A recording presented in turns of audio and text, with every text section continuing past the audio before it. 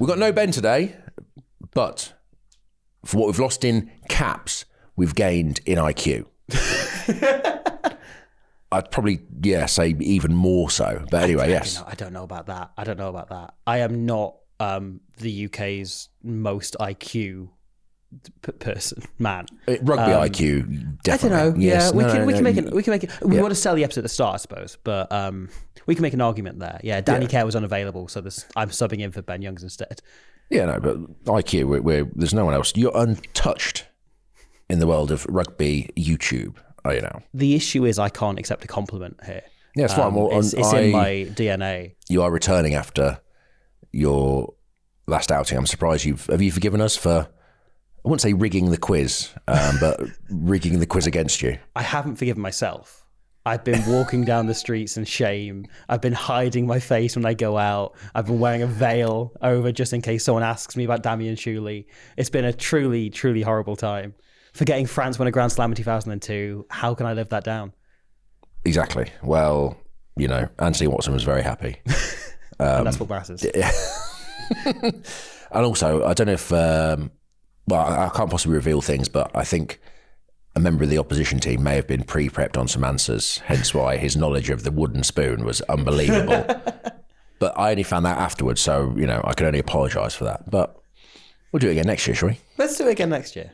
I'm in. Sorry, I've rattled on. So, by the way, listeners, viewers, today we have the honour of being joined by the one and only Squidge Rugby. Oh, thank you for having me. Thank you for having me back after the shame I brought on the quiz last time.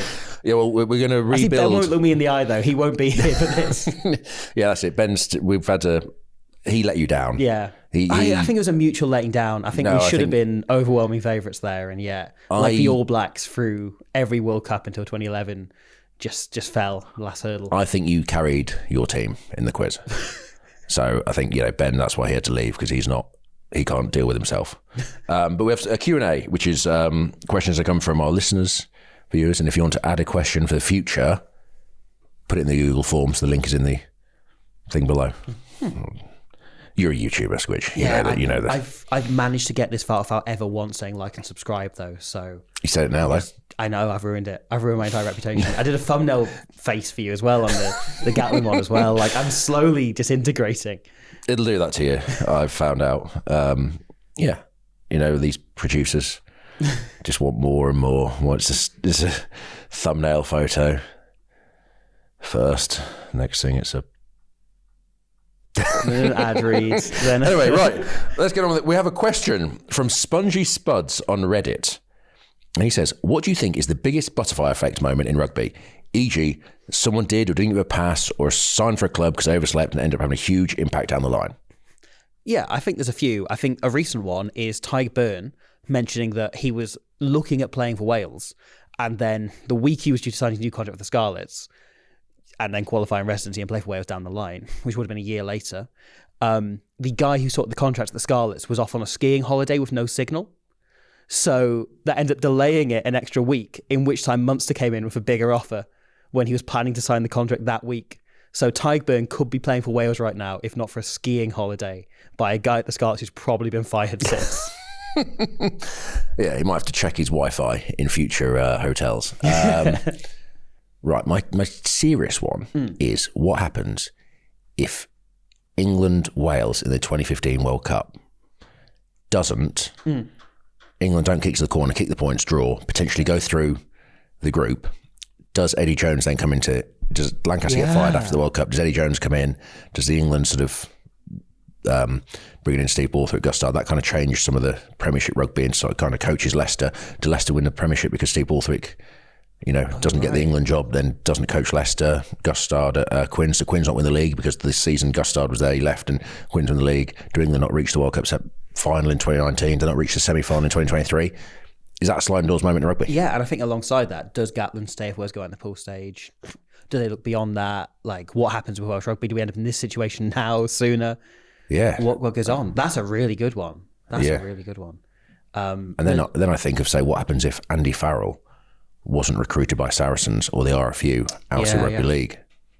There's a big moment there with Owen and being through the Sarries, and does the Sarries dynasty happen? Does England, Farrell, Wales, Ireland, Lions, England? Who knows? Yeah. There's a few small ones like the Matt Dunny drop goal famously where they need the bonus point. He goes to waste an advantage to go bring it back, kicks the drop goal accidentally. Waratahs go out, knocked out, don't make the playoffs. One I've got in my head that I've always gone back to, that's my first thought when I saw this question. 2017, Ospreys with Bennett and Treviso as they were at the time. First 5 minutes, right, Ospreys on a real hot streak, they're top of the league. They've just become the first team to ever go to win all 6 pool games as it was at the time in Europe with a bonus point and the Challenge Cup, admittedly. But we don't count that. And first 5 minutes against Benetton, they've changed the team because they're playing Stad in the quarters of Europe the following weekend. And Josh Matavesi makes a break, and instead of giving the pass to the guy in support, he dummies it, knocks the ball on. The Ospreys then fall into this like real rut, and they don't have any confidence. Everything goes. They end up losing the game. Following week, they then bring that like sudden drop in form out of nowhere from about 5 minutes into that game into the Stad game. They lose that despite being overwhelming favourites. Stad hadn't won an away game in something like 3 years. Their form just capitulates over that season. Following season, it gets even worse. Steve Tandy gets fired. Alan Clark comes in. Vibes get even worse. Things go even, keep dropping and dropping and dropping. You then get to the point where everything continues getting until they win one game all season a couple of years later. And then eventually Toby Booth comes in and slowly rebuilds things. But if that doesn't happen, if Josh Matavesi throws that pass and they score into the post, they probably go on and win that game because I think they lost by like 2 points. They then probably win the Stad game the following week. Those vibes don't change. And then you come to the following season when the Scarlets end up winning the Pro 12 as it was at the time. You have potentially 2 Welsh teams being incredibly competitive at the top of that table. Does that lead to the W investing in the regions differently, to going, okay, we've got 2 teams regularly competing at the top end of Europe, regularly competing for the URC, the Pro 12 as it was at the time? Does that lead to the whole thing changing? Does that lead to this situation? So you are blaming the decline of Welsh regional rugby and therefore the national team, and some regards to Six Nations because of a good Wales makes a good Six Nations on a pass that was not given? I once said this publicly, and Josh Matavesi did call me out for it and say, yeah, thanks for that. So, but you've doubled down on it now. So you're blaming the entire Welsh rugby decline on Josh Matavesi. Pride of Cornwall, Josh Matavesi. Yeah. Maybe he knew this was going to happen. That's why he deliberately did. Deliberately. He knew Fiji would end up in Wales's group in a few years' time. Yeah, because they always do. Yes. World Cup. Oh, yeah. That's my new conspiracy theory.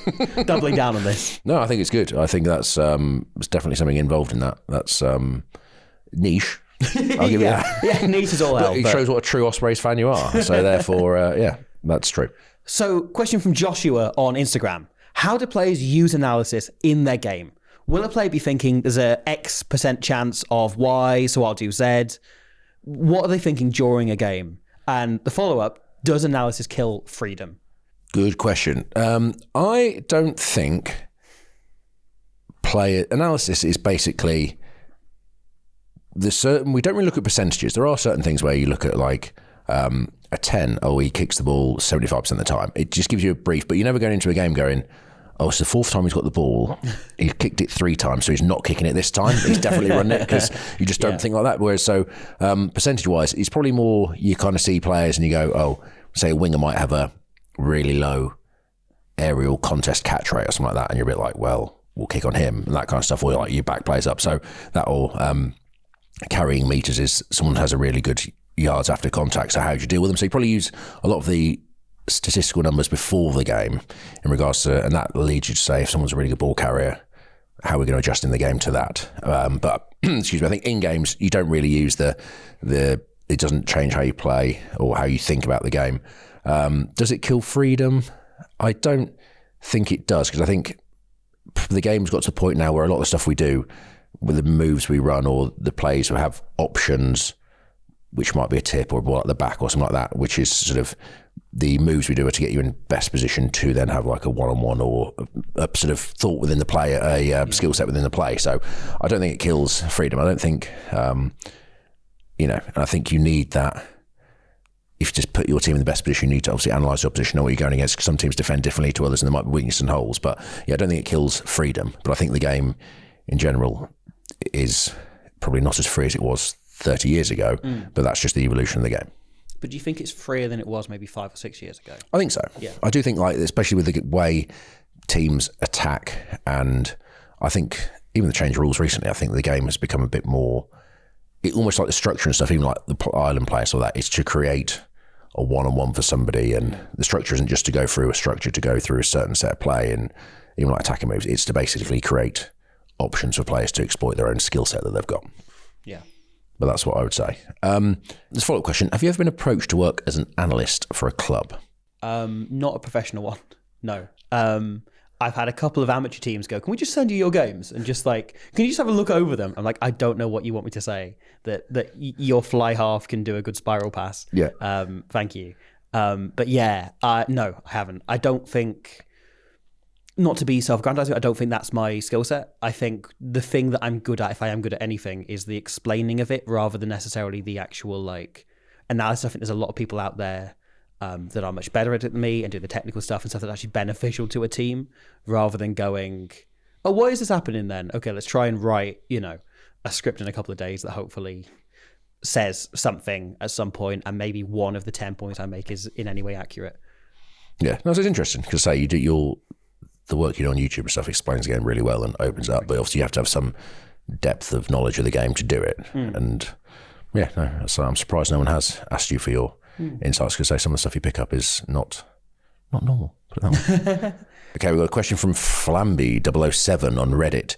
Inspired by Squidge's Damien Shuley shout on the quiz, who are your top 5 most underappreciated Six Nations players? Well, Damien Shuley for one. No, that's the question though, right? Because you can do 5 Italians easy. Yeah. Because I think there's that mid-period Italy team. People remember Diego Dominguez.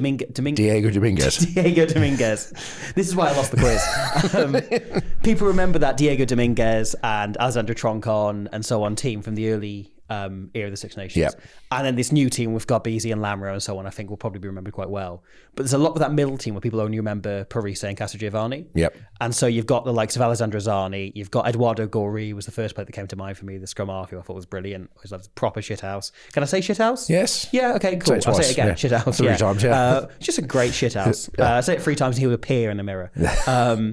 So yeah, Perugini as well, who I guess you must have come across a few times. Yeah, no, I played against him in Europe once, and he collapsed the scrum, not me. And then I think they attacked down an edge, and he spent the entire time chasing. He just ran behind me grunting, and I honestly thought he was going to like whack me for like break my jaw or something like that. So I was a bit like, there's just a picture of me, or there's a video on the outside, like the game's going on there, and I'm like running this direction. He's just running behind me. I was like, it's weird. It was one of the moments like, am I going to get attacked here? And it's like the ball, I'm literally running that direction. He's following me, and it's like, yeah, it was weird. Okay, so I'll have Perugini.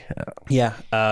Leonardo Sato. There's a bunch of that Italy team you can probably keep naming. Could keep going on for some Sato, time. he came to Leicester. Yes, he did, yeah. The worst man on a coffee machine.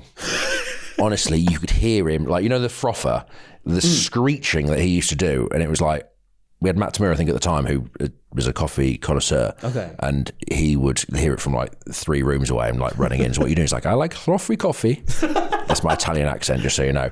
But yeah, it was. So anyway, yeah, that's an interesting tidbit about him. That is why I'm including him as an underrated coffee maker from the Six Nations. Yeah. Yeah. He likes frothy coffee, so that's interesting. Yeah. Anyone outside of these Italian teams? Wesley Fofana no one talks about anymore, but was a hell of a player. And again, it's kind of fallen away because that French team took off after him. Likewise, Guillaume Garrado. I'm sure there's loads of French players.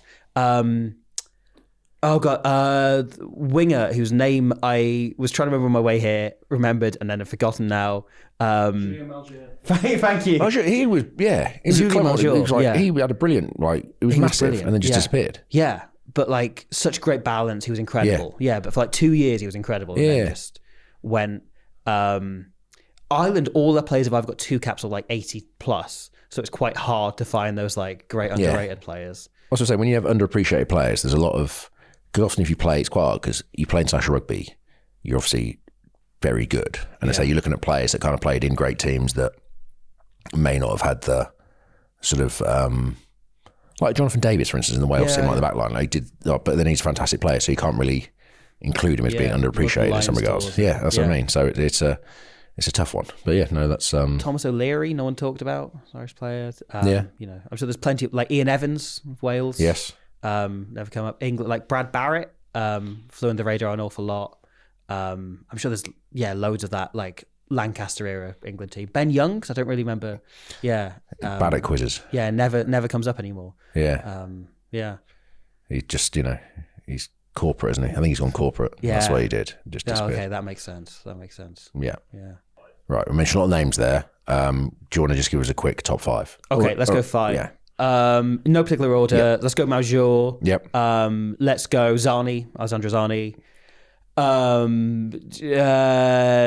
Gorey, Eduardo Gorey, because love him. Shithouse. And who else? 2 more. Wesley Fofana, why not? And then Andrew Coombs, because he had one great Six Nations and has been able to live off that ever since. And I respect that in a man. Perfect. There's your top 5. Okay, question from Grace on YouTube. Who would win in the fight? Prime Churchill or prime Napoleon? Churchill. No. Yeah, no questions asked.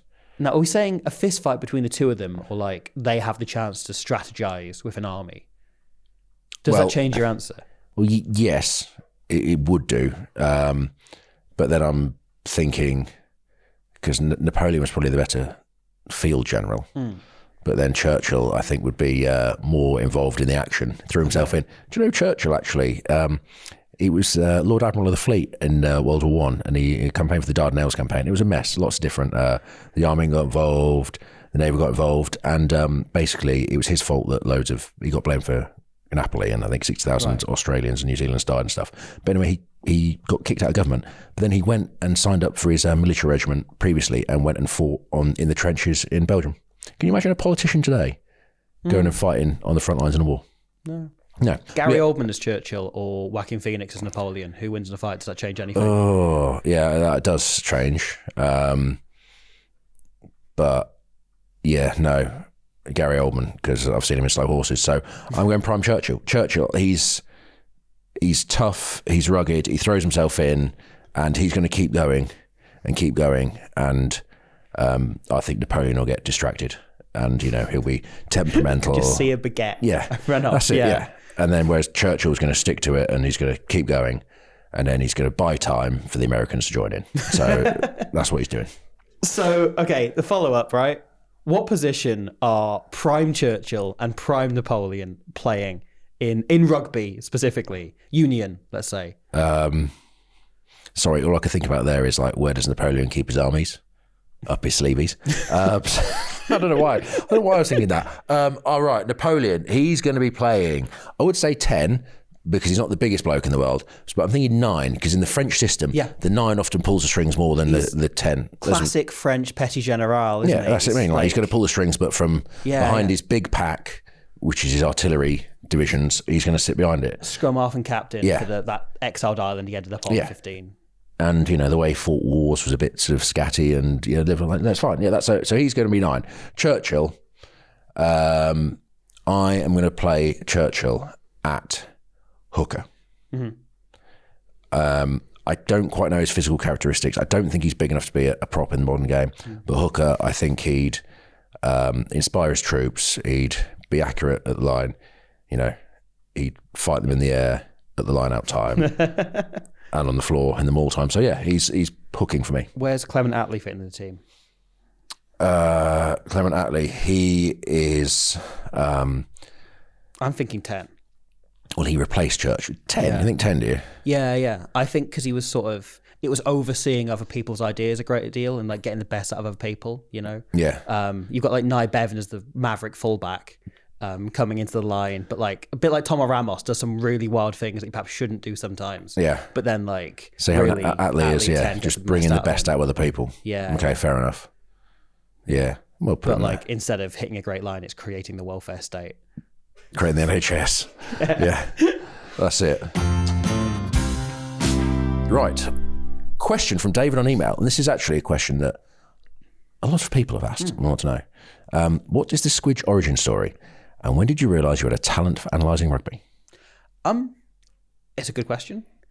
If we go to the Squidge, probably, the Squidge, not your birth. We can start with your birth if you want and build up to the previous X amount of Queen's years. Medical Centre in Nottingham, probably the best place I've ever been born. ever since. Yeah, from that moment on, during the '95 World Cup, came out the womb looking at Jonah Lomu, going, those fives, wow. So I Lomu just squashing Englishmen. Is that what you were enjoying? That was it. And I was like, wow, I'm in. I'm here. I'm in. So I suppose fast forward 20 odd years. It was probably 18 months or so after I finished university. I started the channel that I'd gone through quite a depressive patch, I think you'd say. Like, it was quite rough. I was unemployed. I kind of like the job I'd been in had let me go. I accidentally ended up working for UPS, which was a whole other thing. And I've put on some pounds since, but like at the time I was incredibly skinny and I was not built for lifting, like heavy lifting. It was not for me. But I'd been asked to go along to this interview by the guy from the job centre, or to this thing to like pick up a leaflet about UPS and look at some potential employers, whatever. I turned up and they went, "Are you here for the interview with UPS, the job interview?" And I went, "What?" And I went, "Just sit over there." They called me into the room and the lady went, "You're the only person that's turned up, so you've got the job. Can you start on Monday?" And I felt too much British politeness to say no. So I worked for UPS for 3 months out of politeness. And it was while I was working there, and I'd been doing a bunch of like, I've been doing stand-up at the time. I've been doing like a live comedy thing that fell apart. I've been doing sketches. That was like the thing I kind of was wanted to do, was like film and directing and stuff, was always the goal. And then I had, all the things fell apart at the same time that ended up with this job for UPS, and I was miserable. And then somewhere on that trip round Derbyshire delivering packages, it sort of came into my head of like, well, I want to do something that doesn't require me to have other people involved, because I don't have anyone else involved. And I'd always wonder why no one was doing rugby stuff on YouTube. I always wonder why that gap in the market was there. And it kind of clicked for me of like, oh, why don't I give it a go? And in my head, wrote that first video, like literally in my head. And then the first day I could, handed in my notice, quit, when I've probably got like, I managed to get my old job back in that period, but that's a separate thing. And I was like, okay, I've got like 3 weeks before I start my old job. I'll try and make this first video in that time. So I had 3 weeks of just like really solidly writing that first video I made. Put that up. It went down pretty well. I made another one. And then by about the third video I made was on Conor Murray, and that one really blew up. And then it was about like number 6 or 7. I made a video on Sam Warburton when he retired, and Sam Warburton himself shared it and said like, "Thank you for doing this." I'd been to see the new Mission Impossible film at the time. I came out the cinema and my phone almost exploded and had like literally hundreds of Twitter notifications and stuff. And I had a message from my brother, who is in the room here, just saying, "Sam liked your video." And that was how I saw it, and the whole thing kind of blew up from there. And here I am now. As for the actual like analysing rugby, which I didn't actually answer, I've honestly, I think, got better as I go. I've always said I don't think I watch rugby any differently to anyone else. I just watch it sober normally. So I think I, had a few things I picked up, a few observations about like teams I'd watched closely or whatever at the time. And then was able to get some like footage of old games to watch back and kind of looked a bit closer on there at first. And then slowly over the, I think it's 7 years I've been doing it now or something. Have slowly got better and better, I think, each year at just picking up on things and noticing things, and you hear things, and I try and like, read and listen to other people and take on what I can.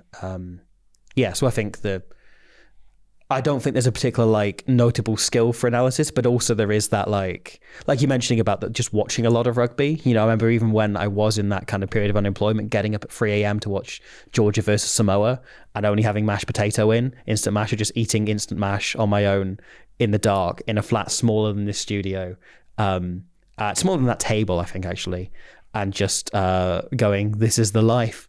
So I suppose in some ways I was always led in this direction. Well, no, it's a fascinating story. So you're a self-made man. I suppose. And now your brothers jumped on your coattails. What? Nice. So where did your rugby, like, going back to say rugby, do you watch rugby at a young age and then just love the game?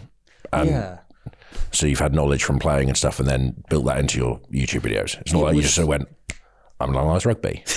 What is this game? Sort of. Because it was always on in the house. Yeah. Like, my dad always had it on every weekend. It was always there. And like he used to, in a desperate attempt to get me and my brother to care when we were kids, once a year, Wales used to play like a tier 2 nation on a Friday night, and he'd take us out of school on that Friday, and we'd drive down to Wales in the morning, and we then, watch the game. And at first, we just didn't really care. We watched Gavin Henson put in a masterclass, and it didn't mean anything to me when I was 6. And then it was the 2008 Grand Slam where it really like clicked for me, and it went from like, oh, something I'll watch sometimes if I'm sat on the sofa at that time of day, to like, oh, this is the best. This is great. I love this. And then my dad immediately like went like, I see a spark of interest, and took me to an Ospreys game. Like, immediately they're playing Saracens like a month later or something. So it took me there and just like doubled down, and it kept growing and growing and growing over that period. And I just became slightly obsessive and was like watching everything. And I think with again, my brother, but like, because we were the only people we knew in a state school in Nottingham that cared about rugby, it kind of became like, we almost didn't realize that being this into it and this obsessive was unusual. We didn't realize that not everyone is watching every single game of the World Cup, every single game of the European Cup each weekend, like, is tuning into all the tier 2 games. Like, it felt like the thing to do. And there was less like internet, same time. So yeah, it just sort of grew from that. And then I played for a few years, and wasn't very good, but I gave it a crack. I could run a support line, and that was all I could do in rugby. And then I lost my pace somewhere around 23. Well, you know what a sport line is, which is more than I do.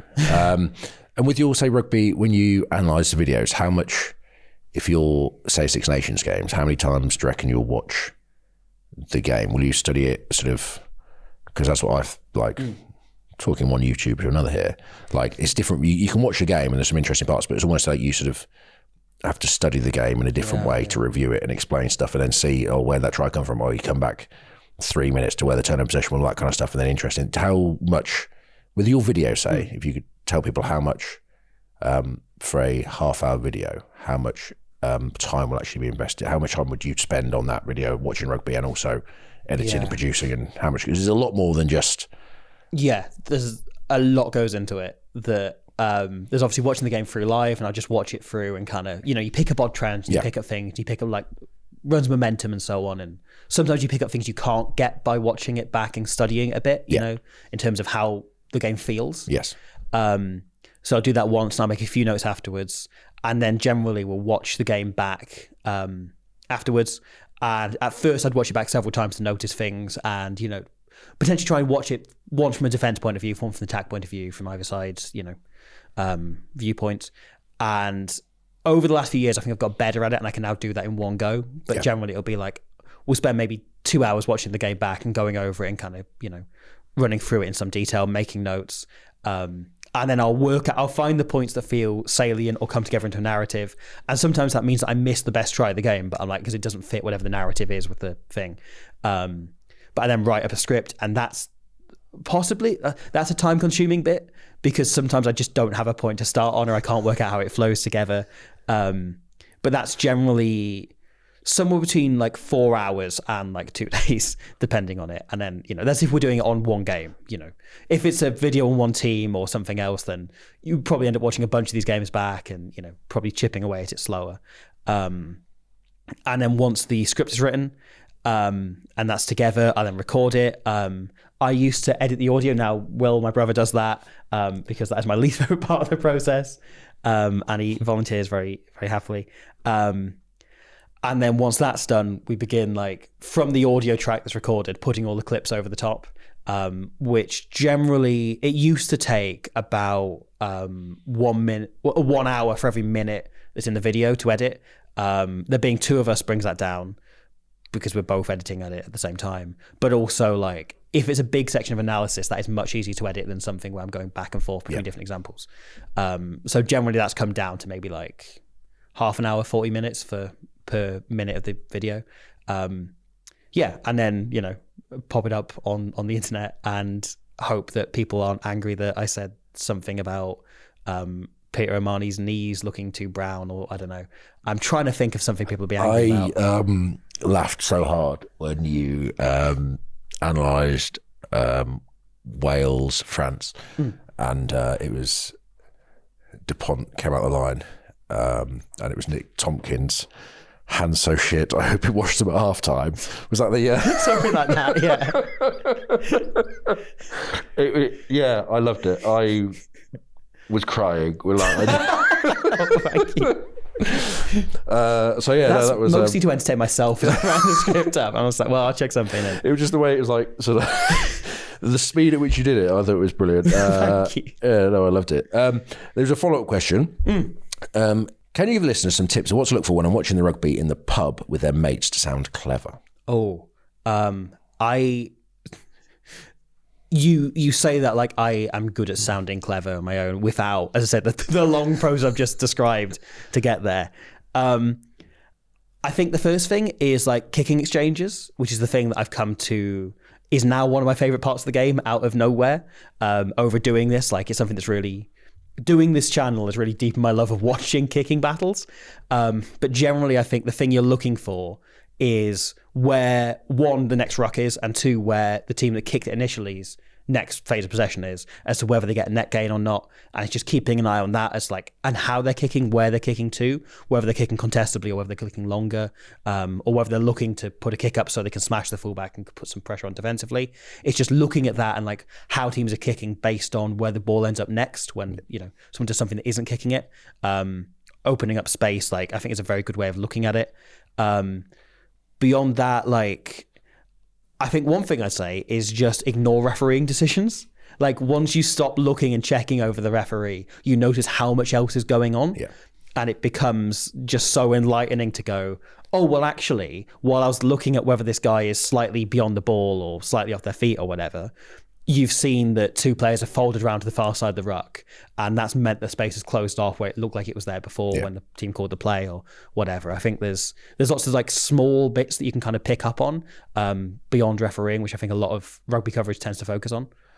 I think some of it as well, which is what I found interesting, is like when you watch a game, you almost go into the game with a bias of how you think a team plays or how a team goes. And actually it's quite hard to take a step back and actually look at a team, because you might think, say, the team just runs from everywhere and plays run rugby, and actually you watch it and they do score some great tries, but it comes on the back of, you say, a kicking exchange, two teams kick the ball 3 or 4 times and someone's won a contestable or not won a contestable and got on top. And so it's almost not putting your own preconceived ideas on a team and start watching them for how they play and what they actually do, rather than just going, they're boring or they're good or that kind of stuff. So that's it's a tough thing to do, but that's... It's like how France, over the last 4 years, and New Zealand before that, kicked more than anyone else in the world. Yeah.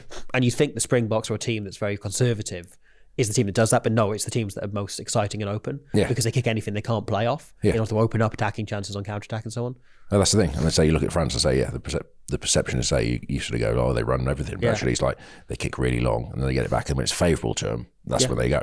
So question from Black Blue Fish on Reddit. A surprisingly difficult name to say. Would you back a return of contested scrums where the ball is put in the middle? And if so, how do we get there? This question, the contested scrum, I think it's a bit of a fallacy in rugby history, right? Because I was told by an old coach of mine that when he was 18, 19, he played for the first team in Leicester. He came in, and the first ball that came in, he tried to hook for the opposition ball. And when he got it up, he got punched in the face. And the hooker said, don't try and hook for my ball. Next time, he did the same thing, tried to hook for it, and he got punched in the face. So after that, he stopped hooking for the opposition ball. So to understand that there's this gentlemanly contest of hooking for the ball in the middle of a scrum, I don't think that ever existed. I didn't play in that era, but I don't know if that existed. So the contested scrum when the ball's put in the middle, I don't think that... You know what I mean? I don't think there's ever been this sort of contest as such. So unless you want to bring back fighting or punching. Which I do. Yeah, because I love the pro day duh. Like, yeah, we'll bring that back. So yeah, I don't know. Like again, I think sometimes I don't know if history's what's the revisionist theory that there's some kind of great contest. I don't know if there was. I don't know enough, but I don't believe there ever has been, and there definitely has been. I've played. But how do you get there? The scrum is a pushing contest in regards. It's not like, because if you do go to hooking contest, you'd have 7 blokes just like there to have a hooking contest. Well, you might as well just get rid of 7 blokes, just have 2 blokes swing at it. So I don't know. I don't think there's ever a massive contest. I think scrums are good as they are. And I will delve deeper into the history of, maybe I should do a podcast where I get hookers from different eras. Ooh. And we can ask questions about whether this contest happened. Did it happen? Yes, no. single word answers, and then we get out there. So yeah, that's mine. What we're saying though is it will increase punching. So French lower divisions, Yes, absolutely bring it back. yeah, correct. And as I said, it might actually, like, there's a lot of like argy-bargy in the game and handbags and stuff that might actually decrease the rates of that, because if you bring back punching in the scrum, you also just bring back punching everywhere. So Exactly. yeah, All for it. yeah. We've got a question from Cassie on TikTok. Inspired by all the talk of playing Ben Earl or Freddie Stewart in the centres, can you pick one player from each of the home nations to play in a completely different position effectively? Well, Justin Tipuric at centre is the obvious one. This Yes. happened like 2 or 3 times. He's moved there, but I want him to start a game there before he retires. He's the obvious big one. Yep. There's a few other forwards increasingly that could play in the centres, and the other way around. A few Yep. other centres that could play back row now. You think Jonathan Darnty could easily play number 8. Yes. It's the other position that becomes more difficult, I think. Yeah. Yeah, there's a lot of crossover. Thibaut Flamont, former fly half, of course, at Loughborough. No one's ever brought that up. Yeah. Who could you play? I'm trying to think if any backs could transition. Because I think, like, I say, French-wise, like your Malvaccas as well, that hooker and stuff could play in the centres. And I'm trying to think of a centre could play in hooker. But I did actually make a comment on this podcast regarding Anton Dupont, and said he could play pretty much every position in the back line. Maybe not full-back, but he could play full-back and hooker as well, or in the back row. So there's one. Yeah, one from the home nations. Would you like to pick a Scotsman to change positions? Jamie Ritchie against England was used as the primary kick chaser, so he could probably do a job on the wing as well. Yep. You could probably do okay with that. He maybe doesn't have the out-and-out pace, but in terms of the technical bits, I think he could play that proficiently. Again, there's a bunch of, like, Tuipulotu could probably bounce. He's maybe a bit small for an international back rower, but club level, I think he can definitely do it. Yes, definitely. That's what I was thinking. I think this, centres back row, I think, are interchangeable. Yeah. You might be able to, say, squeeze a lock. I'm just thinking if any locks could play on the wing, but like Flamant, probably athletic enough, rangy enough, probably could. I'm not saying to a decent level, I'd like to see his kicking game. So are there any, would you say, sort of front row forwards like yourself that could potentially play in those backline positions at 10 on the wing, perhaps? Well, front row, the most talented position on the field. Of course, obviously. Obviously. We could, yeah. We have had Tyg Furlong from Ireland. He has been known to throw lovely 30-metre miss passes and sidesteps, so he could play 10. Carl Sinclair at England often was happy stepping up to first receiver and calling plays, so we could have those two battle out for the 10 slot. Gary Lake's played in the back row. Yeah. There's a few of those out there. Ellis Genge, we could move to 12. Dan Sheehan can play wing. Yeah. Like, he basically works as a winger half the time anyway. Yeah.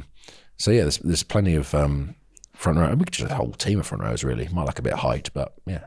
Who in Italy do you reckon could make the move? I think Brex could play any position because he looks like he shouldn't work at centre, and yet he is class. So I think you could make him an incredibly Brexit hooker. You could make him work in the back row. He could probably somehow, despite looking like he's not that tall, get away with second row because he looked like he's not very quick, yet he works as a 13. And yeah, fullback, why not? So I'd put Brexit hooker. I'm going Brexit hooker as my shout. Perfect. Question from Andy on the Google form, though I agree with the first point of this as well. Dan, I really enjoyed your recent Save Our Scrums episode. As a fellow prop, I agree that backs have far too much fun. Can you invent a game similar to Sevens that puts more emphasis on the scrum for guys like us? Yes, I can. I'm going to call it 8s, and it's just 2 teams scrummaging. Oh, do you have the referee put the ball in? I don't think we need a ball. Maybe we have a ball. It's not a hooking contest, is it? Well, no, it's not a hooking. It's a pushing contest. I thought about this, right, as an Olympic sport. Apparently, it may have been lifted for some South Korean Netflix rugby thing, which I haven't seen yet, but I need to. But then again, I also thought if it is just a pure scrummaging 8s contest, right, with like a line in the middle, you engage, all that kind of stuff, and you got to push, and it's an endurance event, it's going to become a mass contest, and you're going to get like, I don't know, Brian Shaw, the world's strongest man, 200 kilos, 6'8" in the second row, and like you're gonna have 100 and 200 kilo front rowers and that kind of stuff. So I probably wouldn't have a job. So I'd like to watch it, but I'm doing myself out of a job here with my eights competition. But yeah, I think you could have I'll invite one back along. We'll have a game called nines. It's scrums, and when you get the ball at the back of the scrum, the 9 can box kick it out, and then you have a maul. Oh yes, you have a line out contest in the maul, and then they can box kick it back, and then it's just like goes along. And if the 9, you can box kick it out, and then you have a line out, or if you box kick it on the field where it bounces, is you have a scrum contest. So that works. Yeah, that's good. That's what I think. Would you, if that game exists tomorrow, retire at the end of the season to play that instead of rugby? Fuck yes, yeah. I was like, I only play rugby for the scrum and occasionally the maul. Like the rest of it, I don't know what goes on. So yeah, no, I'm sign me up. There's that new global league that's coming in. They sign up all the superstars. Well, there's the For Love of Rugby nines competition coming. So if you want to sign up, put your name in the Google form. All right. At the minute, it's just 2 of us. We need 7 more. No, we need an extra team as well. Yeah, yeah. We'll train Tuesday, Thursday nights. We'll go back to the amateur. Like people love the amateur rugby. We'll go back to that and just do Tuesday, Thursday nights, play on Saturday, and we can have like a mad weekend after it. A question from Warwick in Nottingham. Can you predict the next tactical innovation in rugby? I thought that Warwick is in Warwickshire, so that's a surprise. First up, that's an innovation on its own. So to predict the next tactical innovation in rugby, it's tricky because I think we've already seen. If you'd asked me this question 18 months ago, I could have gone, I think we're going to see teams coming back into playing. It's funny to go back to talking about rugby now, isn't it? Like, yeah. It's too much. I think there's been a lot of nonsense, and now I've got to go. Let's talk about rugby properly. Okay. Welcome to the podcast, mate. This is what we. This is what we do. Nonsense. The left and a turn bit of to rugby. like. Yeah. Oh yeah. Okay. No, remember the sport. Yeah. So I think it always felt quite clear we're going to get back into this. The trend we're in now of teams playing much wider, teams looking to create space for individuals more than like the set like pattern play that had become all the rage over the last few years. The thing we started seeing this year, Six Nations. But in terms of the next thing to come in, I feel like I do have an idea for this and it's gone from my head. Do you have any thoughts? I don't know what the next tactical innovation is, but rugby seems to operate in like circles. Yeah. Or in a flat line in regards to like the contest, where it goes from one end to the other and the game becomes a bit open, then it becomes a bit more structured. And at the minute the game's kind of moved to a bit more open without blocking on the kick, chase and stuff like that, there's a lot more turnover ball and creativity. And as you say, the game has become, say, moving the ball, trying to get edges, trying to get the ball into space. I don't know whether the game's going to counter that, teams are going to try and make it more structured, structure heavy. But then I'm trying to work out how you get away from the kicking game and that kind of stuff. Tell you what, I think something that might come in is we've seen this increasing thing of like now that teams are, I think, in less structured kind of 1-3-3-1 type things, Yes. like it's a bit looser. So we're generally seeing like a fly half and maybe a fullback organising that and organising like shape up more on the fly. I think we might start to see sevens and back rowers doing that as well and freeing up people to be in wide channels and freeing up that, or like having even more groups open, more waves open, using back rowers in that role beyond just your traditional playmakers. Yep. I think you might start to see, not just your centres, fullback and 10, and like Ireland use their wingers. But I think there was a clip of Scotland did it with Jamie Ritchie a little bit the other week. So I think we might start to see more of that, of like back rowers acting as playmakers, acting as almost 10s, now that everyone's skill set is good enough. Yeah, no, that's a really good one. I think, as you say, that there is the game. It's funny because I say the game revolves into circles, but I think you go to the more, everyone becomes good at everything because all round players, and then almost like the game somehow kind of reverts back to specialization and like props that can scrum and then all that kind of stuff, and then the game opens up again. And the game moves back to say back rowers that can throw the ball around, and it'd be interesting, fascinating to say. You look at teams now and you need the way the game's played with the openness. You almost need people that can catch and pass and move the ball. And say if you can get your backs into wider channels and have back rowers operating as whether it's first receiver or around those areas, then that potentially opens up the back line to fondness mismatches. So maybe and I think more and more forwards that are legit kickers rather than, I think everyone now can kick. Yep. You know, but people who can kick like a centre or like a fullback. So ultimately, what you're saying is do away with backs and just have 15 forwards on the field. Why do we need 15? Can we just have 8? Or 9. 9. If only there was a game that supported that. Oh, if only.